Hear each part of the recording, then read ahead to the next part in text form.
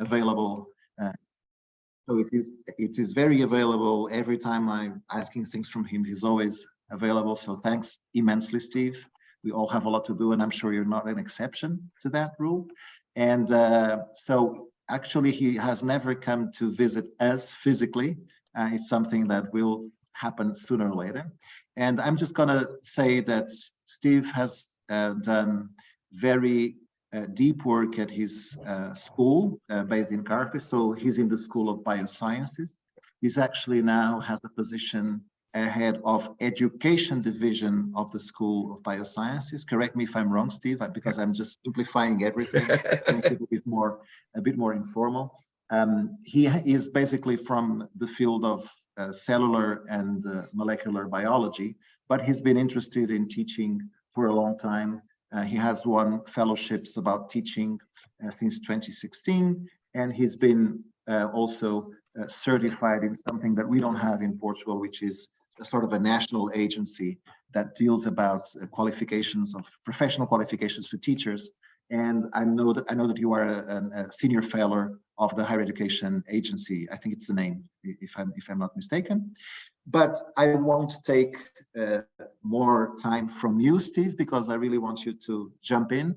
And it's really huge thanks for being with us at this time, at this day, and we look forward to hear from you. The floor is yours. Thank you, Manuel, and thank you for the invitation to come and talk to you. Yes, it was a shame. The Erasmus project started just about the same time that a global pandemic started, so we never actually managed to meet face to face yet. So hopefully I'll be able to come to Minho at some point fairly soon. But yeah, so what I wanted to talk to you today about is how do we empower students to be active agents in assessment? Oh, sorry, I need to do one quick thing.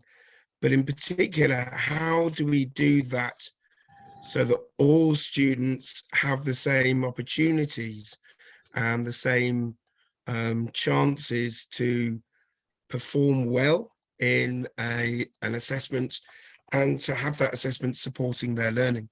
So what I wanted to do in this little session is throw some ideas out there, and then I'm going to put you into your breakout rooms again to discuss some of these ideas and to think how you could apply those to your individual assessments. So as Manuel says, we met through a project called the Eat Erasmus project. I'll talk a little bit about one of the outputs of that at the very end. But some of the things I'm going to talk to today are embedded firmly within the EAT framework, which Professor Carol Evans produced. And it's a really good model for creating good, effective assessments. And you've probably heard about that from other previous speakers or from Manuel himself, because both Manuel and several of his colleagues are part of that project. So a really key thing with developing students as learners is developing their ability to regulate their own learning and to develop self-regulated learners. This is a model I really like about self-regulated learning by Monique Burkhardt. And what she proposes is there are three sort of concentric spheres of influence that affect someone in their self-regulated learning. And these are three areas that are common throughout most models of self-regulated learning that you see in the literature. So at the very center is the cognitive area. So the ability to learn, the ability to study, the ability to take on information, to understand things. Then in order to regulate that, you need to be able to have control of the metacognitive domain. And that's the domain that shows you whether that's working or not, enables you to self-test and to identify whether the strategies you're using are effective strategies or not. And then finally, in order to do both of those, you need to have regulation of yourself and regulation of your motivations, the goals you have for learning, and the reasons you've got for learning the things that you're trying to study. And they all integrate with each other. So how do we embed those skills within assessment to help those students become self-regulated? And in order to develop cognition, you need to develop learning strategies. In order to develop metacognition, you need to check whether that learning is working. And in order to develop motivation, you need that encouragement from success and from progress.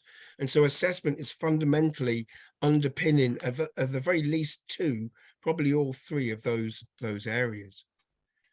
This is a bit of a discussion from Professor David Bowd, who talked in a session of his I attended about a year ago about three main purposes for assessment. And I really like this as a model. He talks about assessment that assures, assessment that enables and empowers, and assessment that builds capacity.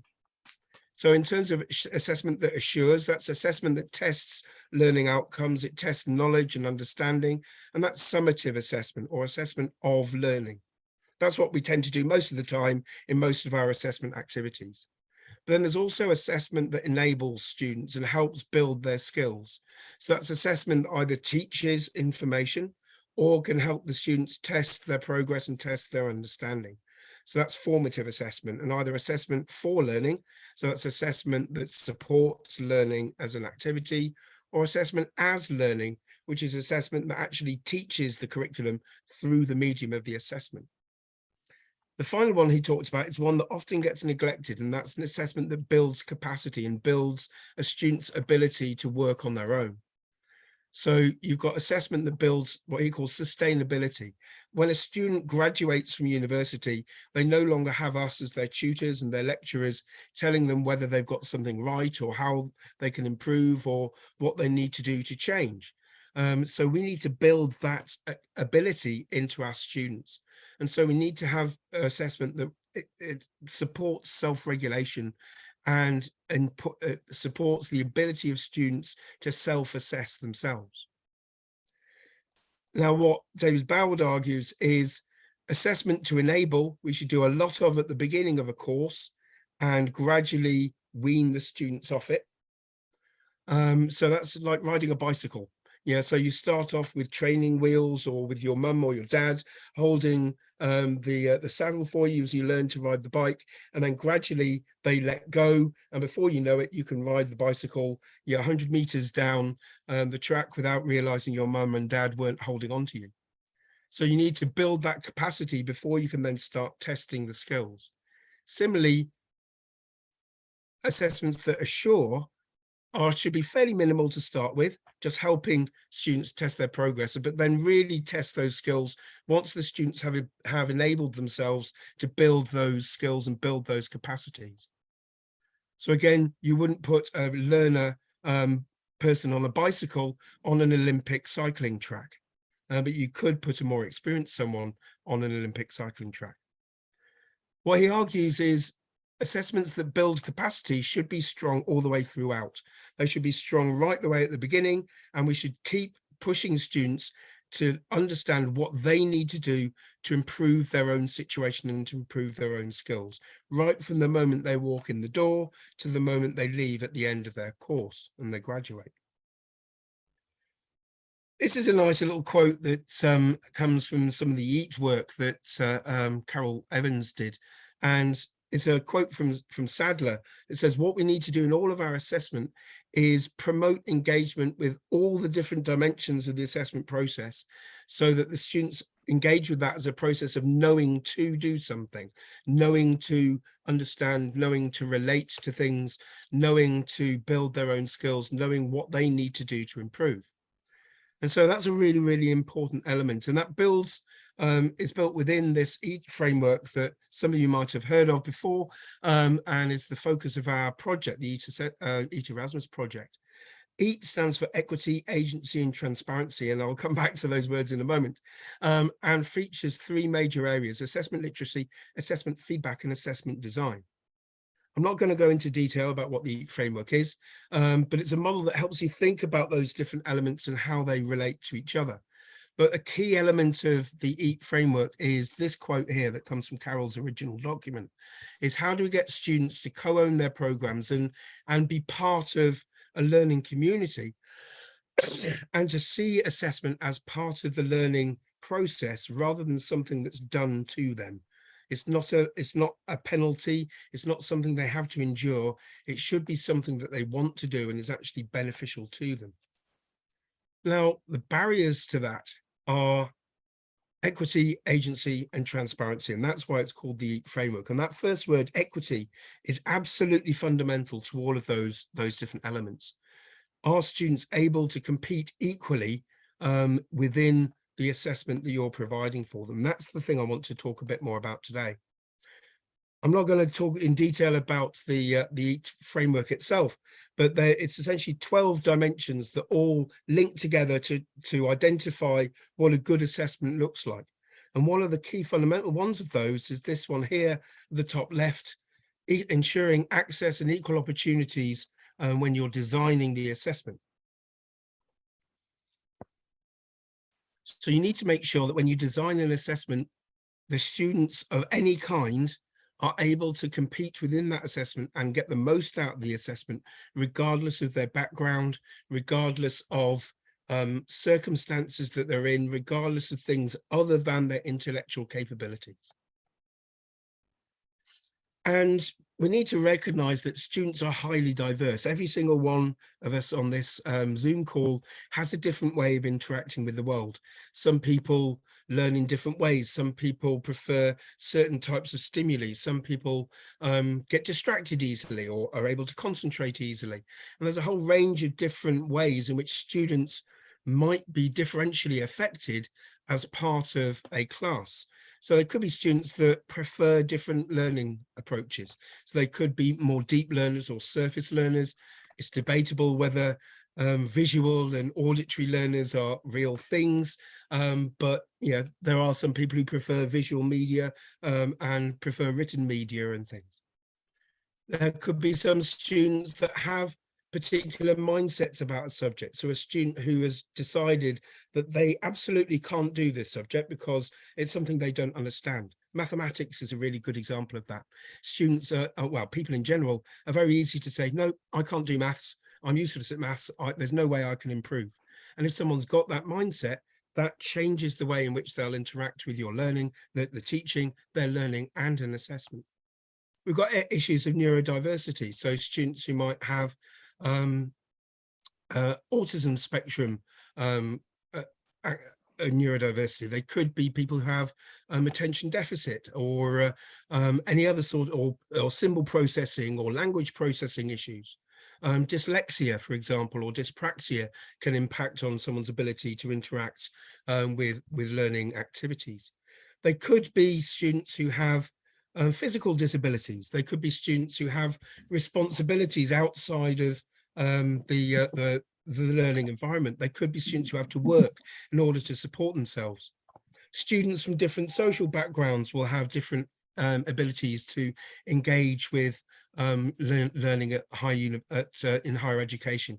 And there's a lot of evidence to show that students who are from a background where previous family members went to university thrive better at university than those who come from backgrounds which tend to be lower socioeconomic backgrounds where they don't have members of family who went to the university previously. They might have different access to resources. They might have different access to support. They might be suffering from stress, or they might have mental health issues. So there's a whole range of different rafts of things that could be impacting a student. And that will certainly impact on their assessment, their ability to perform an assessment. And we saw that in massive ways during the lockdown and the change of educational activities we did during the pandemic. I came across a really good term recently. Instead of pedagogy, it described the pandemic as panic-gogy, which I thought is a really lovely way of describing it. But we changed in early 2020, when the whole world locked down. We suddenly had to reinvent how we did our teaching, how we did our assessment. And a lot of places, for example, like my school, went to open book assessments for students. But we realized that the students had suddenly gone to all different parts of the world, and in different living situations. So they might not be living alone. They might be living with a busy family. If they're all locked together away at home, they could have young children around, which would distract them. they might be in different time zones. So if you set an exam to start at 10 in the morning, for some students, that might be 4 in the afternoons. For others, it might be just past midnight. They might not have access to a computer. What we found was students were sometimes writing essays on a mobile phone because they didn't have access to a computer, or they might not have access to the internet while they were in a home or in a different environment. They might have particular stresses, particular caring responsibilities for elderly or young or frail or vulnerable people. So there's a whole range of different things that we saw in the pandemic that impacted on students. And in particular, the idea of digital poverty, of students not being able to afford the kinds of hardware that we would expect them to be able to use if they were on campus, was a really, really important thing. So that brings me back down to the idea of equity. And this is a very, very overused cartoon, but really, really emphasizes it very, very well. So you've got, a monkey, a penguin, a bird, an elephant, a goldfish, a seal, and a dog, and everyone has to take the same exam. So your exam is climb that tree. Yeah, so some will be able to do that really easily. Some will find that a bit more challenging. So we tend to think that if we provide a single assessment that everyone does with very clear criteria and very clear outcomes to it, then everyone is competing in the same way. But actually, that's not the case, because a student that has a particular issue or a particular disability or a particular way of thinking or a particular way of working or particular strengths or weaknesses for certain skills would have either disadvantages or advantages in that sort of an assessment. So that's something I really wanted to dig into in our little session today. So the first thing I thought I'd do is just a little interactive thing. I'll pop a link in the chat. So you can either click on the link I've just popped in the chat, or you should hopefully be able to use a phone with a QR code. And that will hopefully, or you can go to www.menti.com and type in those 4 numbers. That will hopefully take you to a Mentimeter question. And so I just wanted people to sort of suggest or create a word cloud of what types of students you think are likely to be disadvantaged in a time-limited, closed book, written essay-based exam. Just to throw some ideas out there. So I'll leave that up for a moment and then I'll swap to a different view. In English, right? If possible. If possible, please. Unfortunately, I'm British, and so we're very bad at speaking other people's languages. So yeah, I'm very privileged to be able to talk to you in my own native language. I expect some of the terms are very readable, but there might be a couple of them who are not. So even if people want to do it in Portuguese, I'm sure we'll find a way of. Yeah, I'm sure. Yeah, you can maybe keep shout translating. out. Well, yeah, let's go and see what people are putting down so far.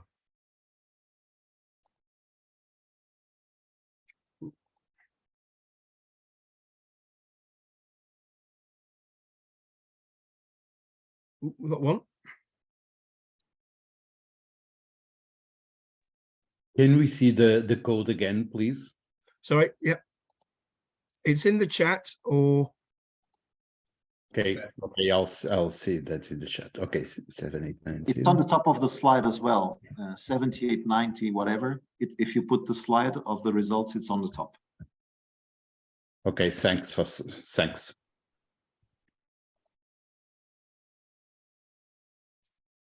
Yeah, fantastic.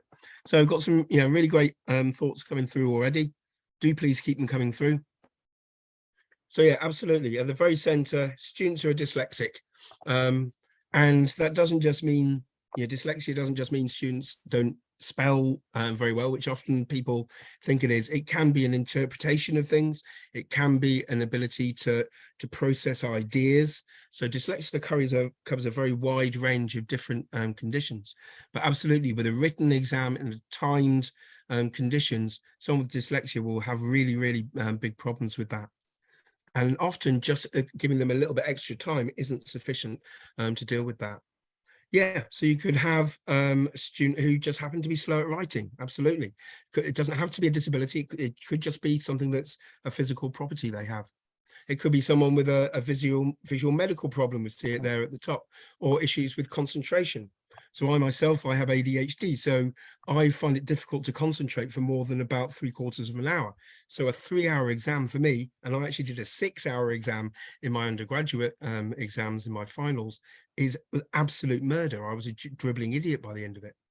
They might have a visual problem. Yeah, absolutely. They might not be able to see something clearly, or they might not be able to distinguish particular colors that might be as part of the an image. They might be stressed. A lot of students, when they come to an exam, absolutely are stressed. Some students do better under stress. Some people do worse under stress. Yeah, non-native language speaker, absolutely. If it's not your native language, you will automatically find it more difficult to write at the same speed that you would expect someone who is a native speaker to be able to write at. People might have anxiety here on the left. Yeah, absolutely. Someone who was a worker who might not have been able to prepare as much as someone who didn't have to work. So again, that brings in ideas of socioeconomic status. So if someone's able to be supported financially by their parents, whereas someone who isn't, they'll have a different ability to revise for that exam. People who are parents or carers themselves, absolutely, that's brilliant. They might not be able to have the time to focus. So there's absolutely brilliant ideas here, but it shows you that it's not just students with dyslexia or dyspraxia or students who have mental health problems. It's a whole range of different students who might not do as well in that time-limited, closed book, written exam format, which a vast majority of a lot of our courses tend to have as their major assessment type. Brilliant, thank you. Just go back to the I'll download that and pop that on the Padlet at the end of the session. Hopefully we've gone back to my slides. So a key, and this is another very overused cartoon, but I think it shows it very, very well. So equity and equality are not the same thing. So equality is you give the same resources, the same level of support, the same materials and information and guidance to everyone, and then say, right, I've done it, the same thing to everyone, off you go, it's over to you now. But actually some people might require more support, some people might require less. And so equity is about providing the right level of support that takes people to the same starting point and gets rid of all the other factors. So what you want with an assessment, and it's really, really difficult to do this, is to have a position where the only thing you're testing is the student's academic ability. You're not testing their physical abilities. You're not testing, unless that's a thing that is a specific learning outcome, but you're not testing their ability to understand the material in terms of language, or the speed in which they can write, or the amount of time that they can focus for, or the ability they have for reading the words, or the confidence they have coming in. Everyone needs to be able to be just tested on their academic skills and their academic ability. And that's a really, really difficult thing to do. This isn't something that's a new concept. So it's something you've probably been tackling for many, many years.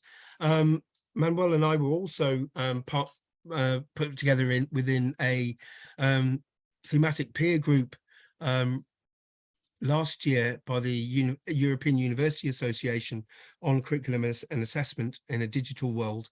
And the group as a whole found that their #1 recommendation out of 5 was that higher education institutions across Europe and across the world and across the sector, equity of support and equity of engagement has to be a #1 priority. We have to make sure that students are able to engage with their learning, to compete in assessments on the same level, regardless of what their other impacts on them are. And so no one student should be overly advantaged or disadvantaged compared to another one. We should only be testing their intellectual skills. And so there's a lot of ways in which we can support students. This is a nice little model called the continuum of support, and it shows the various different levels of specificity of support that you might need to give students for specific needs they might have. So at level 1 is a general design for most students that will fit pretty much every single student that you come across. And those are things that you wouldn't expect people to have differential needs for. The level 2, the red level, is there are certain students that might have similar needs, so that those students, you can group those together to or provide support for those on a slightly more broad basis. And then there are some students that require very specific individual accommodations. So it might be a student that needs to have a particular use of a computer in an exam, or use of certain colored paper in an exam, or certain sized font or something like that. And then the very top is a very small minority, but very important minority of students might need someone who actually does something on their behalf. So someone who physically moves something for them, someone who writes on their behalf, someone who reads on their behalf. And so as you go up that continuum of support, you need to find more and more specific things that you have to do to support students in order for them to compete effectively in the same assessment. So the idea behind equity in assessment is trying to get as far up that pyramid as you can, so that you can provide support for all the students without needing to make very specific accommodations. In most cases, you should be able to do levels 1 and 2 and only need very specific accommodations for levels 3 and 4. But often providing some flexibility will mean that you can include a level 4. And so there's only a very small number of students who need very, very specific help that you couldn't build into a broader design that you might need to provide more specific support for. So a few sort of key ideas around inclusion and equity within assessment. So we need to recognize that there are diverse needs in all our students. It's not just students that have specific recognized disabilities. Every single student's unique. Every single student has individual differences. Excuse me. Every student has certain barriers to learning, and every student has things that they are better at and less good at that don't necessarily pertain to the individual assessment. So in relation to assessment, the key thing we need to think about is which student might be challenged by this task for a reason that isn't anything to do with their intellectual skills or their learning skills, and what are the solutions that we can build into that. And so the idea is to try and think of as many of those different elements as possible and build opportunities into our assessment, make our assessment as diverse and as nuanced as possible in order to potentially answer some of those different accommodations. And that way you don't need to worry about providing specific requirements for students, because you've already built that into the design of the assessment. And generally, when you talk about equity and inclusion in assessment, the idea is that if you make your assessment inclusive, it benefits everyone. It doesn't just benefit those students who need that extra support. And so the idea is, with inclusivity and equity in assessment, that you're trying to think of designing an assessment where you're being anticipatory of the support that you're giving. You're not responding to a student turns up who's got this particular need, so you make this particular accommodation. You build those sorts of things into your assessment strategy as far as possible. And you can do that cover most typical presentations that students might give in terms of disabilities or diversities. That means it minimizes the number of very specific things you need to build in. So you need a range of assessments that are accessible to different students, that don't discriminate between students that have certain abilities or lack of abilities that aren't related to learning outcomes. And you need to make sure that that is built in before they start the assessment and realize that they're falling behind. You also need to build that into feedback. So I'll come to feedback right near the end, but the feedback approaches and the guidance you give to students during and after an assessment needs to build those ideas in as well. You need to provide students with the opportunity to choose certain elements that work best to their strengths. So if you've got students who are better visually or students who are better at speaking, there are maybe options for them to do whichever one of those they feel suits their abilities the best, and to engage with that relating to sort of real life scenarios and things that they'll deal with when they come out into the real world. So we need to develop the students' assessment literacy in order to understand what they're doing and why these things are important, and to get the students involved in making those changes, get the students acting as partners to say, right, if you were to face this type of assessment, what sort of problems can you see coming out of that based on your own personal situations, and what can we do to support you with that? It needs to be something that isn't just done at an individual level. It needs to be something that we do at the degree level or at the department level or even the university level. And it needs to be something that we keep looking at and keep revising and keep updating as we learn more about the diversity of the students we deal with. There's some really good guidelines for these. So you might have come across these before. These are the Universal Design for Learning guidelines. Some people like them, some people don't, but they're a good model to look at.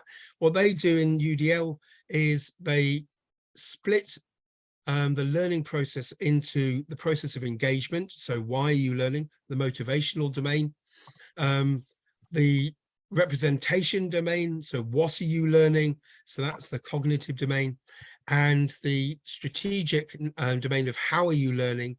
Action and expression. That's the metacognitive domain. So again, it's those three areas I mentioned with self-regulation, and it provides you options for sort of identifying what's important and developing interest, supporting how people perceive and how people engage with an assessment, and support the sorts of activities you're expecting them to do. Now, this is a framework for learning specifically, but there are elements of that that can feed into how you design an assessment to make it something that supports the student's ability to manage their own learning in order to help them understand, and important, this one on the right, how they engage with it as an activity. Are they able to do that assessment and give their best work and give their best effort regardless of their personal situation? So I wonder, I think we've got enough time for this, so maybe we'll make it about sort of just under 10 minutes. What I'd like you to do is, if we pop you into the breakout rooms, is for maybe a couple of people within each group, or 2 or 3 people, to say, maybe think of a type of assessment. It could be a formative assessment, or it could be a summative assessment that you might do with a student. It could be an exam, it could be a piece of coursework, it could be a presentation. But then have a think of what are those key 4 areas that you might need to consider in order to think about the equity of that. So what is the assessment task? So that's fairly easy. What are the potential barriers to learning that might occur as part of that task? What groups of students might be impacted by those barriers? And what can you do about it? So, for example, if it was a small group presentation was your assessment task, the kind of barriers that might be problematic for students in that is any sort of presentation requires social skills, any sort of group work requires social skills. It also provides confidence. It requires the ability to stand up and get over your nerves and talk to people. So the types of people that might be impacted in that might be students who have autism spectrum disorders, like Asperger's syndrome, for example, those who don't speak particularly well or don't have the same native language, students who are particularly shy or find social situations awkward, and so on. So maybe have a think about what an assessment task could be, what the particular barriers to that task might be.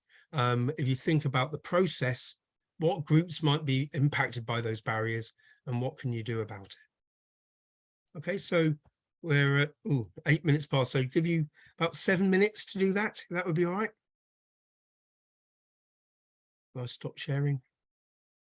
Would Manuel or someone be able to put people into? So we can assign ourselves to our breakouts. All right, okay. We know which ones we have. So let's go. I'll wander through in case you've got any questions as to what on earth I've just asked you to do. You have a couple of questions in the chat. Oh, okay. So if you want to, Jose Alberto will run the session, the question and answer at the end. But you already have a few questions, and yeah, let's go. Okay.